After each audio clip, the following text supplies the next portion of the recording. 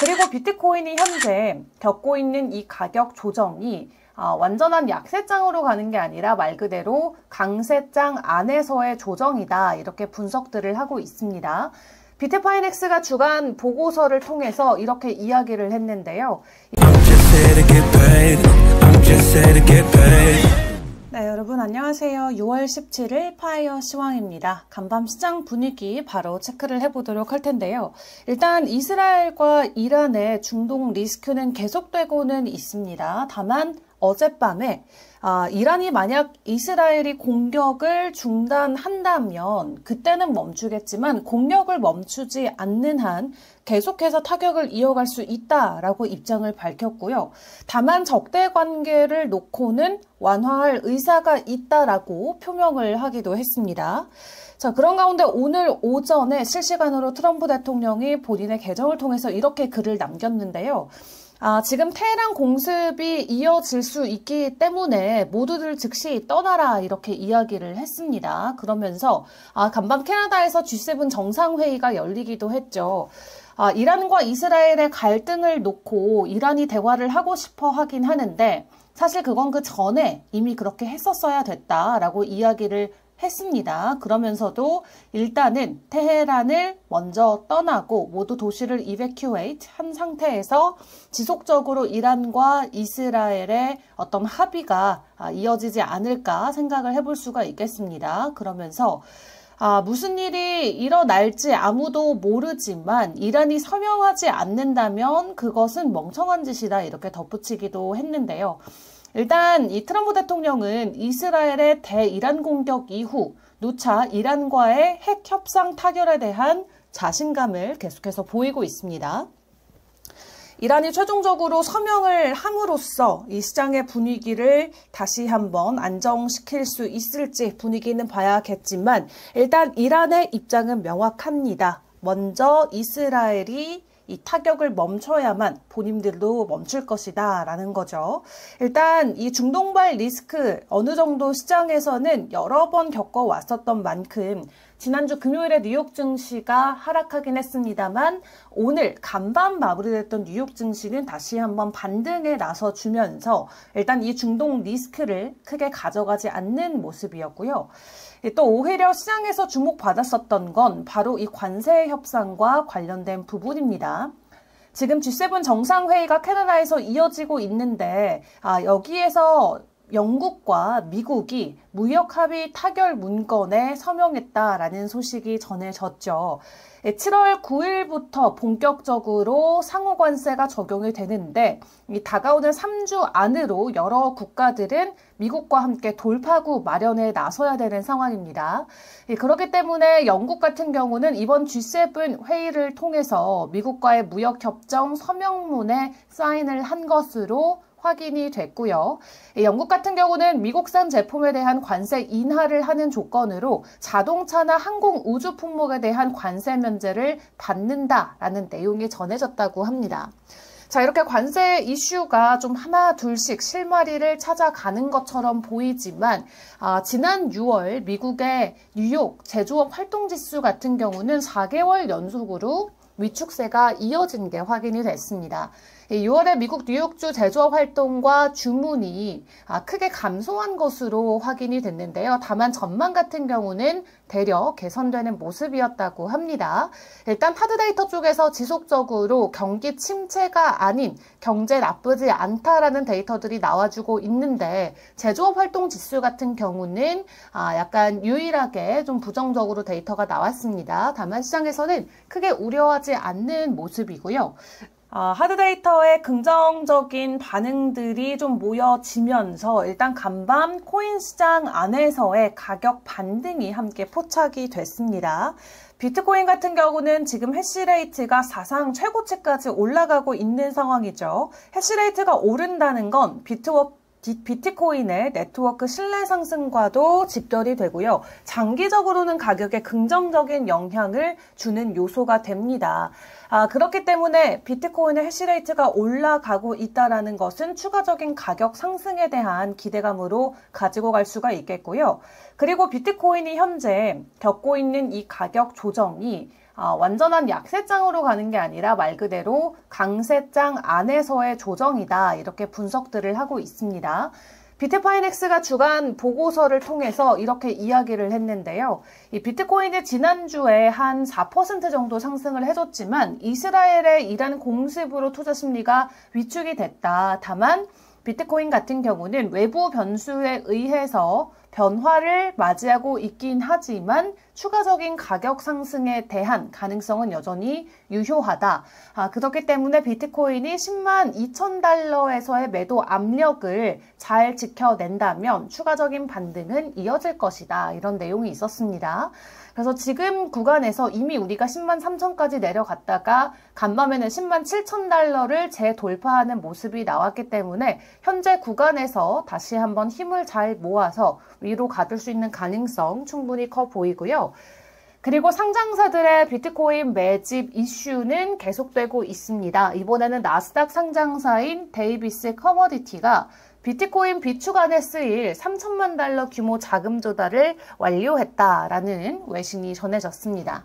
이 확보된 자금으로는 비트코인을 전략적으로 비축하는 데도 사용하지만 이 농산물 기반의 RWA 또 여기에도 투자를 한다라고 하고요. 기술 인프라 개발에도 사용될 예정이라고 합니다. 그리고 캐나다의 상장사인 유니버셜 디지털 같은 경우도 비트코인 비축 전략을 공식적으로 발표를 했습니다. 회사 측은 기존에 보유하고 있던 알트코인 지분을 점진적으로 처분하고 해당 자금을 비트코인 매입에 재할당할 계획이라고 밝혔는데요. 구체적인 매입 규모를 공개하진 않았습니다만 유니버셜 디지털도 비트코인을 비축 전략으로 본격적으로 발표했습니다. 그리고 프랑스 같은 경우는 잉여 전력을 활용해서 비트코인을 채굴할 수 있는지 이 부분을 검토하고 있다고 합니다. 비트코인 채굴이 과잉 전력이나 특히 원자력 발전에서 발생하는 잉여 전기를 경제적 가치로 전환할 수 있는 점에 주목을 하고 있는데요. 프랑스는 전체 전력의 70% 이상을 원자력으로 생산하고 있는데 이로 인해서 친환경 에너지 강국으로 평가받고 있지만 정작 자주과잉 생산이 발생하고 있다고 합니다. 그렇기 때문에 이 과잉 생산에서 나오는 전력으로 비트코인을 채굴하자라는 것을 놓고 검토하고 있다라고 하는데 그렇게 되면은 국가 차원에서 비트코인을 채굴하는 부탄처럼 그런 국가에 프랑스도 이름을 올릴 수가 있겠죠. 자, 이렇게 기관이나 국가 차원에서 비트코인을 채택하기 위한 움직임들이 가파라지다 보니까 비트코인의 가격 전망은 계속해서 좋을 수밖에 없습니다. 기업가이자 팟캐스터인 브래드 밀스 같은 경우는 비트코인의 향후 가격이 100배는 갈 수 있다 이렇게 전망을 했습니다. 오는 10년에서 20년 사이 비트코인 가격 100배 이상 상승한다 이렇게 전망을 했는데 이 전망의 배경으로는 기관의 비트코인 채택의 가속화라던가 반감기에 따른 공급 희소성 그리고 소액 투자자들을 위한 기술 혁신 등이 제시가 됐습니다. 미국 정부가 도입한 전략적 비트코인 비축 프로그램도 주목을 받고 있는데 트럼프 대통령의 행정명령과 신시아 루미스 상원의원의 법안에 따라서 정부는 압수된 20만 비트코인을 매각하지 않고 비축 자산으로 유지하기로 했죠. 그렇기 때문에 비트코인을 금이나 국채와 같은 전략적인 거시 자산으로 재편하는 신호로 생각을 해볼 수가 있겠고요. 이러한 비트코인의 특성을 기반으로 비트코인은 오는 10년에서 20년 사이 100배 이상의 가격 상승이 예측이 된다라는 게 이 전문가의 의견입니다. 자, 그런 가운데 캔터피츠 제럴드 같은 경우는 비트코인처럼 기관들이 계속해서 무언가를 모아가고 싶다면 차라리 솔라나가 이더리움보다는 낫다 이런 평가를 내놓기도 했어요. 최근에 이더리움을 비축 자산으로 모아가는 회사도 나오고 리플을 비축 자산으로 모아가는 회사도 나오고 하는 등 알트코인을 비트코인처럼 채택해서 비축하는 회사들이 하나둘 나타나고 있는데요. 다만 시장 안에서의 특히 기업의 재무 자산을 놓고 평가를 해봤을 때 이더리움보다는 솔라나를 전략적 재무 자산으로 선택하는 게 더 합리적이다라는 평가가 나왔습니다. 솔라나 같은 경우는 디지털 경제 거래라던가 시장 플랫폼을 지원하는 기술을 목표로 하고 있기 때문에 디파이 디벨롭먼트가 솔라나를 전략적 재무 자산으로 세택한 이후에 62만 개 이상의 솔라나를 확보했는데 이러한 사례들을 기반으로 이더리움보다는 솔라나에 대한 인기가 훨씬 더 많을 수 있다라는 평가가 나왔고요. 그리고 이제 오늘 우리가 가장 중요하게 봐야 되는 건 바로 지니어스 법안이 되겠습니다.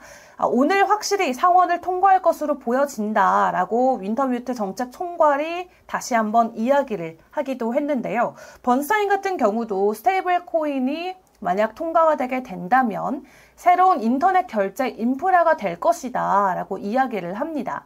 말 그대로 스테이블 코인은 암호화폐 자금 이동 수단에서 인터넷 전체 결제 인프라로 진화할 가능성이 크다라는 건데요. 이 비금융 기업들이 스테이블 코인을 직접 발행하는 것을 사실상 금지하는 조항도 포함이 돼 있기는 한데 이 아마존이나 월마트 이미 스테이블 코인 발행하겠다라는 내용이 보도가 된 바가 있었죠. 이제 이런 회사들은 미국 내 규제 기관에 등록된 발행사와 협력할 가능성이 크다라고 현재 시장에서는 예측을 하고 있습니다. 자, 그런 가운데 JP 모건 체이스 같은 경우도 JPMD라는 명칭으로 상표를 출원한 사실이 확인이 됐는데요. 이 업계에서는 본인들의 스테이블 코인 또는 디지털 결제 자산 출시를 위한 사전 정비로 해석을 하고 있습니다. 자, 이렇게 스테이블 코인에 대한 기대감까지 좀 더해지면서 이란과 이스라엘의 공습 사태에도 암호화폐 시장은 나름 나쁘지 않은 반등 흐름이 이어지고 있는데 지금 파이어 차트에서 개별 종목들의 모습들은 어떤지 바로 체크해 보도록 하겠습니다.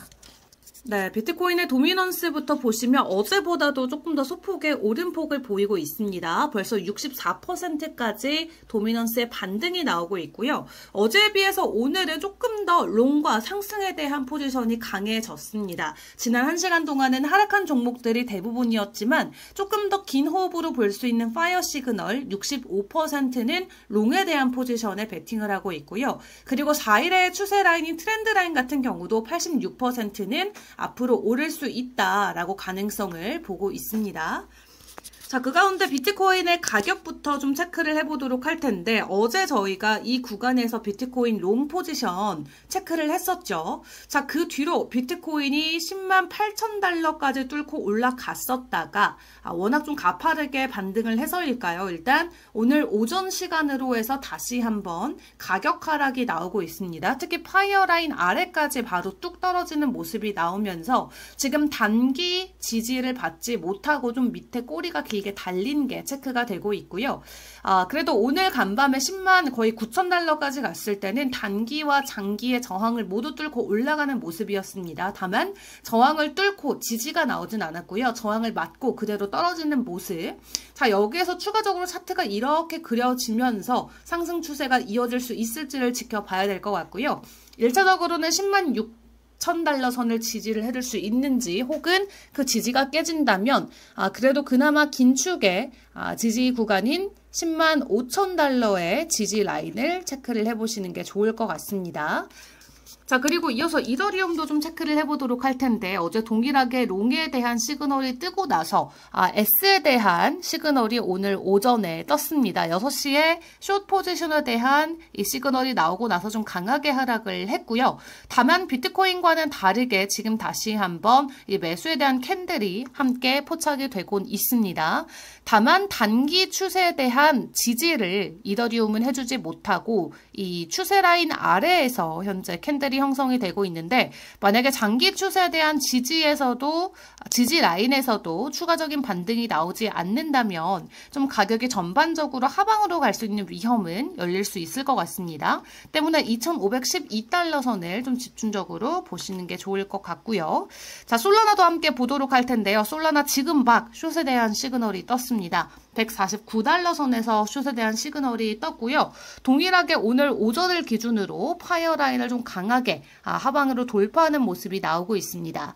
이 캔들의 하단 이 밑꼬리가 결론적으로는 장기 추세에 대한 지지까지도 뚫고 내려가는 모습이 나오고 있고요. 이더리움이나 비트코인보다도 하방에 대한 압력이 조금 더 강하다 이렇게 풀이를 해볼 수가 있겠죠.